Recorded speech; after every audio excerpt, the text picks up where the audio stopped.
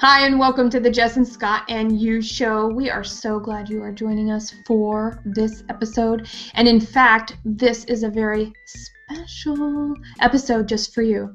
We had originally recorded a number of very special Jess and Scott shows. Our first episodes were Jess and Scott. There's a big difference there, everybody. I hope you get it. Boy, is there ever. We're talking details. And you humored me. I was so nervous about appearing on air that we heavily edited every one of the episodes and created a style that is unparalleled. Now, you can take that any way you want. Unparalleled with any Hangout ever. But we think that it may have survived the test of time. We're looking forward to surprise and delight you with a little bit of sparkle to make your eyes twinkle, and a lot of laughter and a lot of learning as well. We're monitoring the comment stream and we'll be engaging with you there. So looking forward to your watching what's coming up in just a few minutes, and let's get a great conversation going on that. That's right. We're joining you in the audience watching ourselves. That's right. And popcorn is allowed. Here's what I tell Carter: in your mouth, not at the screen. And I hope you don't tell him this, the beverage of your choice. Definitely that, especially since it is 7:15 p.m. Pacific time, every Tuesday night, same place, same time. We look forward to seeing you there. Thanks so much, and we'll see you in the conversation. Great being on the same stage with you, Jess. Hi, and welcome to the Scott and Jess Show. This is our very first episode, and I believe we have a YouTube intro for you to watch. Okay, here we go. It's loading.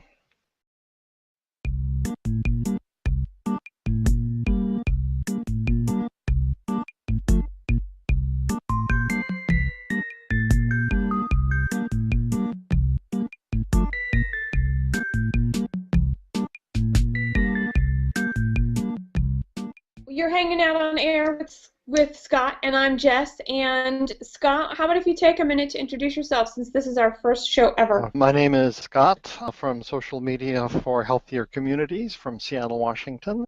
And we're all really big fans of Google+, and that's why we're here. And so I met Scott on a Hangout and then found out we were both in Seattle. He was teasing me about it raining, and I called him on it. Well, it was supposed to be raining, and I like the idea of letting everyone in the world know that this is not the place to move. It's a nice place to visit, but not to move. It's always cloudy, right, Jess? It's always cloudy, like today. So our program overview, we are going to bring a topic to you every week that will affect you in a positive way as an entrepreneur, freelancer, manager of some sort. So to get started today, we're talking about being a freelancer. So the title of our show, Freelancer since 2013, Do It Now or Die. And what that means and how that can impact your business today, but definitely in the near future, in the next 5 to 10 years. It's almost as if there's a sea change. It's almost as if the Earth is turning on not its axis, but turning on its pole and turning upside down. There was a study a few years ago that said that by the year 2020, 40 to 50% of all employment in this country is going to be freelance. No longer is it going to be that a person has a job for 30 years and that's their career. I grew up when, well, you might have 3 or 4 or 5 jobs but one career, but our children, and maybe even we ourselves, it's going to be 2 or 3 or 4 careers that we're going to have sequentially, maybe even simultaneously. If that's what it's going to be, what are the rules going to be, and how can we embrace it, and how can we make it our own? There's a person whose name is Mitch Joel. He wrote a book and he recently published it called Control Alt Delete, and this is a major part of the topic. So we're going to give this a try, first time with this YouTube app for Hangout on Air, and we'll see if it works. So let's go.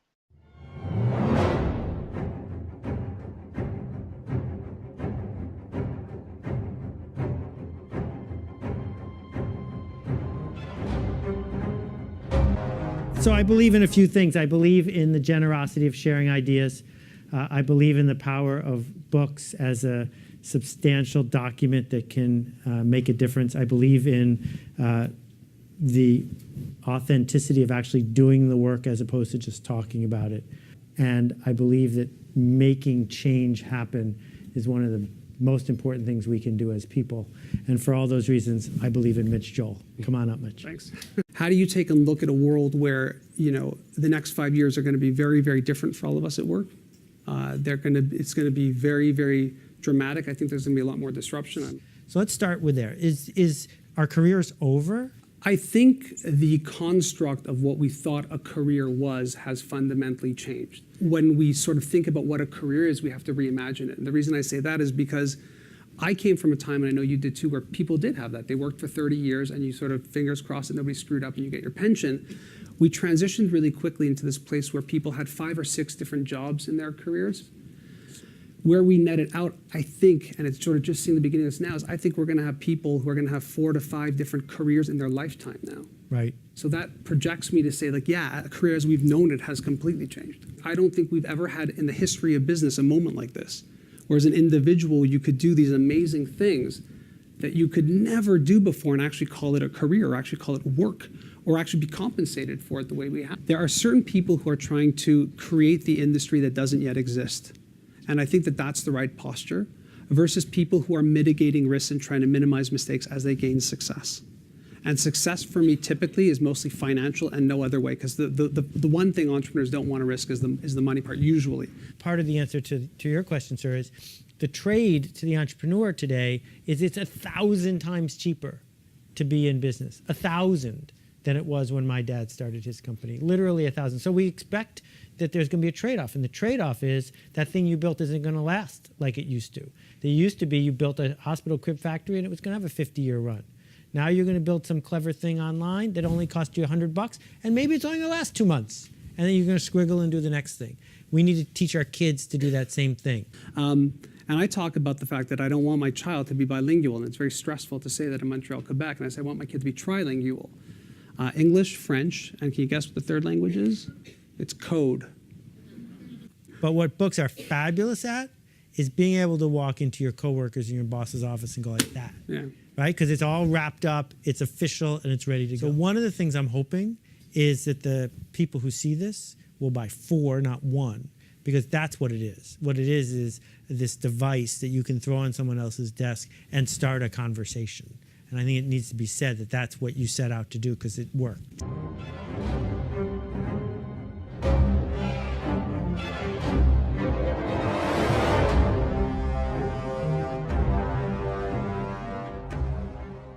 So going back to our topic, what it means to have a career today and what it's going to mean to have a career tomorrow. For us, how do we adapt and take advantage of that opportunity for the emerging changes in the workplace today, and being able to then mentor not only people near and dear to us, but in parenting and helping our children make decisions and set their goals. How can we be supportive of that, knowing that this is the era of a new work opportunity? Kids are learning the internet and how to speak a language that is increasingly foreign to us. Someone once said technology changes at the speed of internet time. Yeah. And relationships develop in real time. So there's just a whole new culture out there that we're going to have to figure out how to adapt to.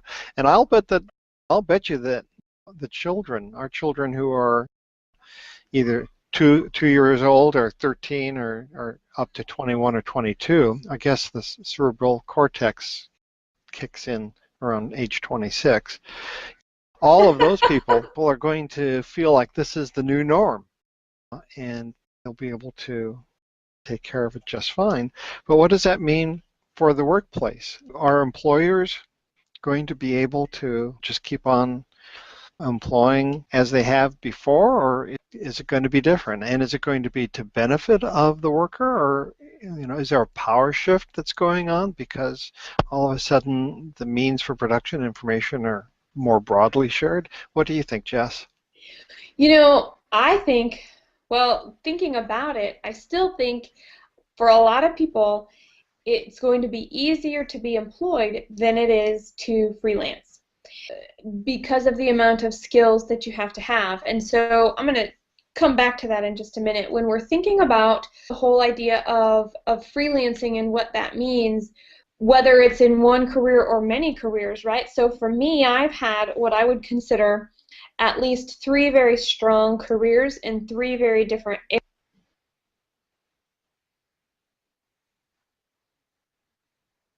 And I just got muted, so that was weird. So I just, oh, okay. So something on YouTube just automatically started again. Anyway, all right. So I'm gonna go back to.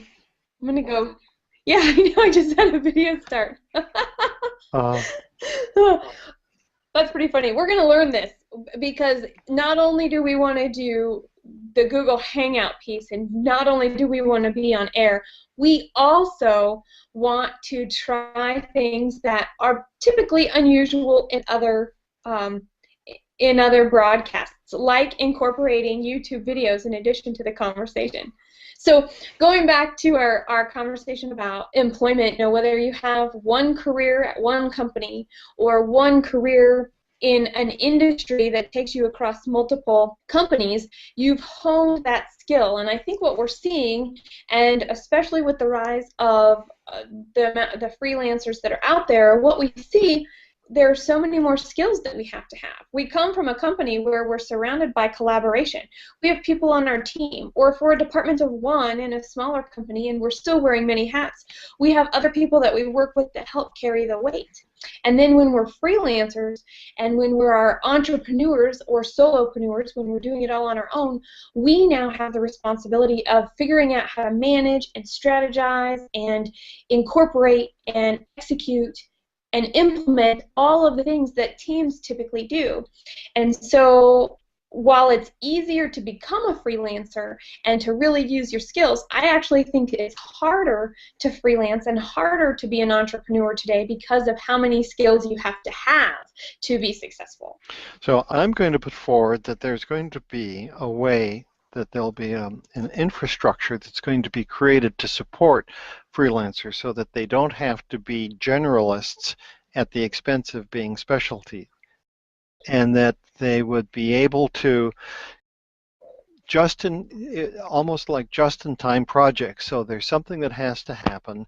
People will form around that. They'll be able to collaborate, and now they can collaborate on air, and then disperse, and someone is going to make a business out of making that the easiest thing in the world to do for them. What do you think?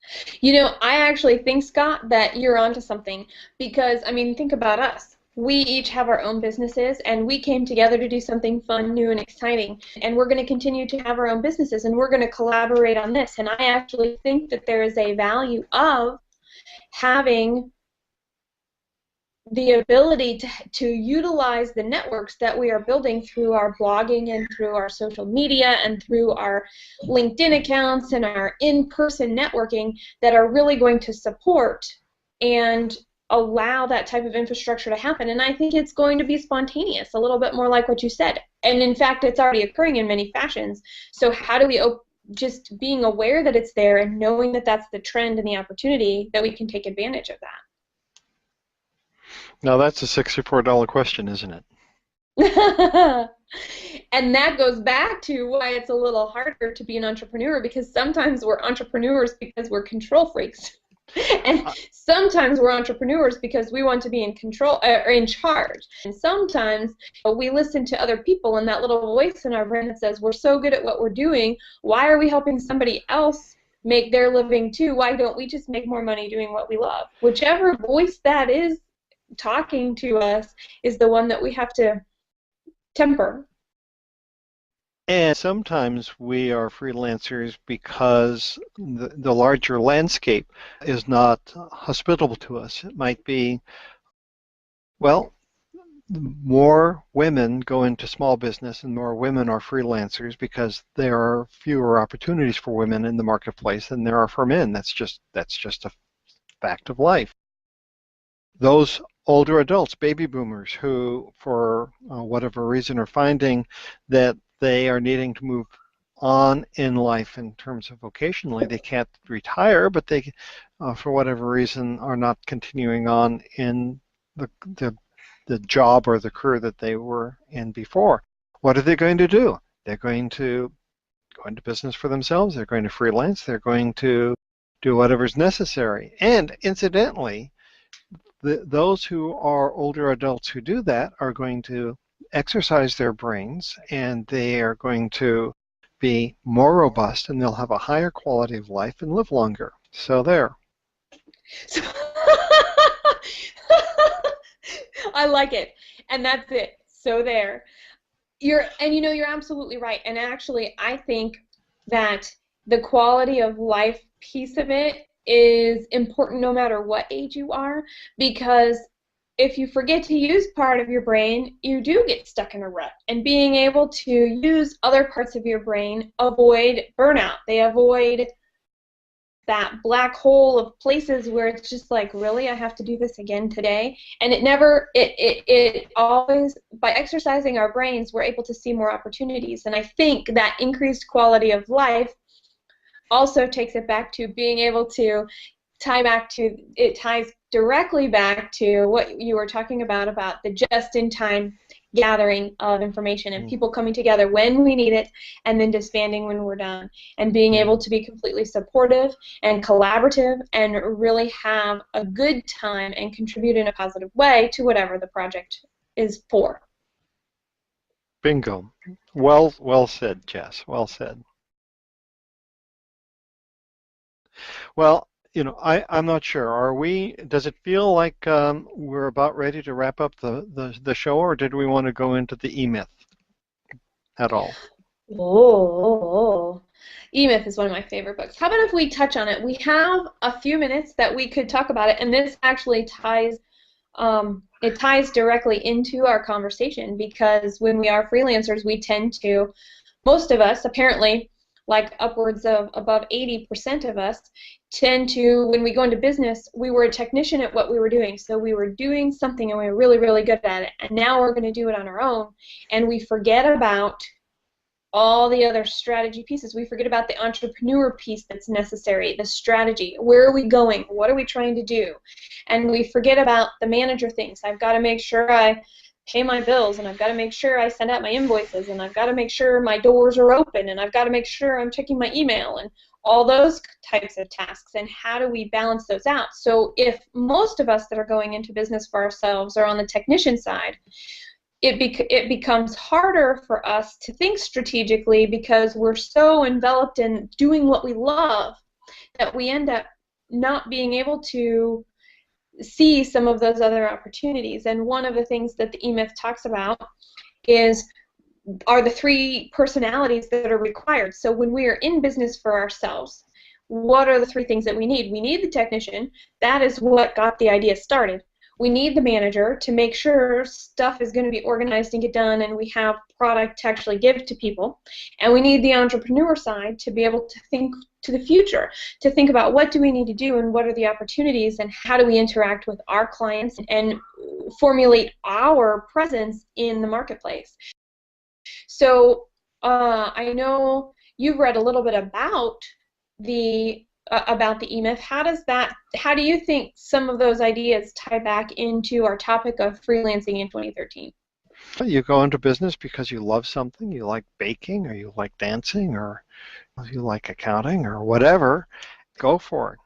Somehow there's got to be a sweet spot where you balance those, and where you can't balance it, then you bring someone on board who can help you with it, and hope that you like them. Right?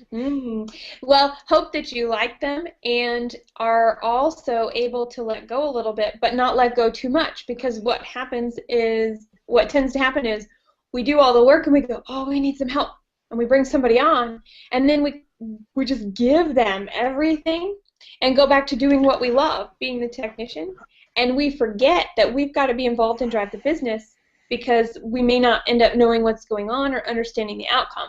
So that's some of the stuff that the ebook the E-Myth talks about when we're thinking about that, are balancing all those pieces, becoming skilled, and you're right, cognizance of all of the knowledge that's there, and being able to do it in such a way that we can be successful. And even though the internet moves so fast, our businesses don't have to evolve that fast, but they have to be adaptable to take advantage of the marketplace. Because you said one thing that I'd like to reiterate, and that is, if something is hot now, or the opportunity is right now, if we don't grasp it right now, that's okay. But we also may not want to plan to grasp it in the future. We may just be like, well, that's not for us, and wait for the next thing that's going to come out. But don't put it on your to-do list. Just wait till you're ready, and then figure out what the strategy is to take advantage of what's in the moment that makes sense for the business. Yeah, I think you're alluding to one of my favorite quotes, the great Wayne Gretzky said, skate to where the puck is going to be, don't skate to where it is right now.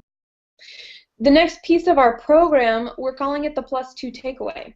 And the +2 takeaway, Scott, do we want to try and play the video? Well, we'd like to try and play the video. I'm going to try and do it a different way. So okay. if you'll just talk for just like 30 seconds, I'm going to see if we can come up with a plan B. Absolutely. For those of you, since this is our first broadcast, you're going to learn a little bit of the layout of how this is going to flow. And so our main topic was freelancing in 2013. Some of the challenges, some of the issues. We want to hear from you. So whether you're sharing on whether you're sharing on our event page, whether you're sharing on our Jess and Scott Show page, send us an email, post some links to some articles that you wrote that support this topic. We'd love to have a resource section around each one of our events with relevant information for our viewers and for you guys, our community.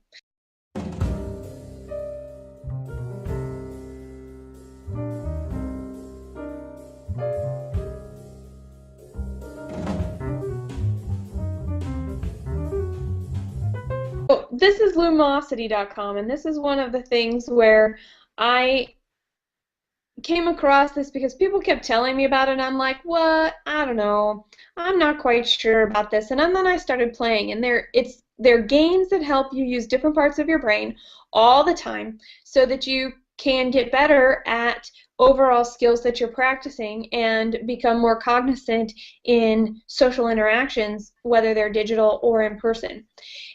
This particular game actually happens to be the crux of my existence right now.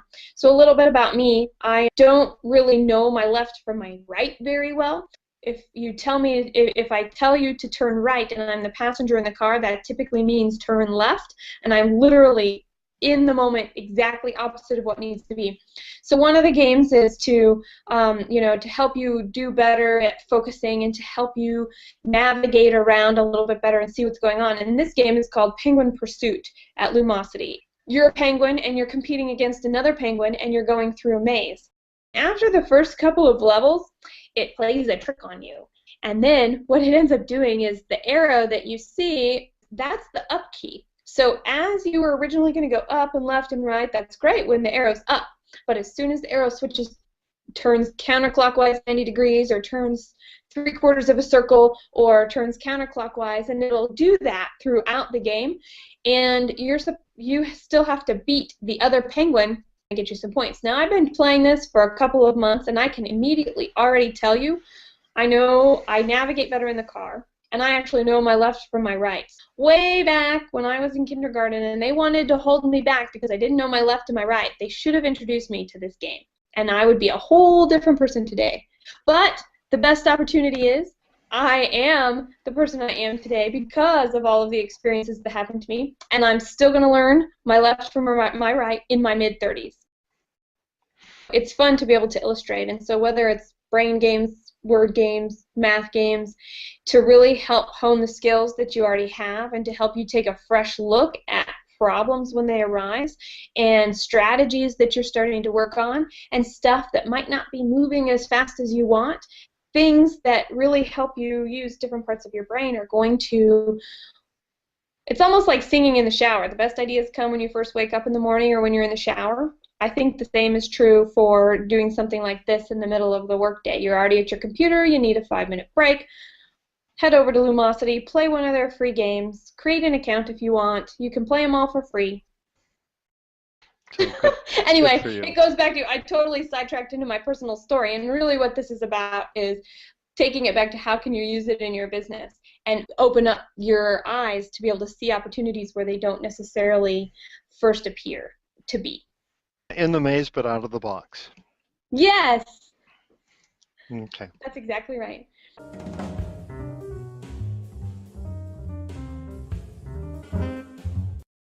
Thanks for watching me play that game and making that fun little video that we saw on the screen, because that was, it's fun to be able to illustrate. Why don't we just call it a show right now and congratulate ourselves for getting through to this far in the program, and we'll rehuddle and figure out what our next program is going to be between programs. How's that sound?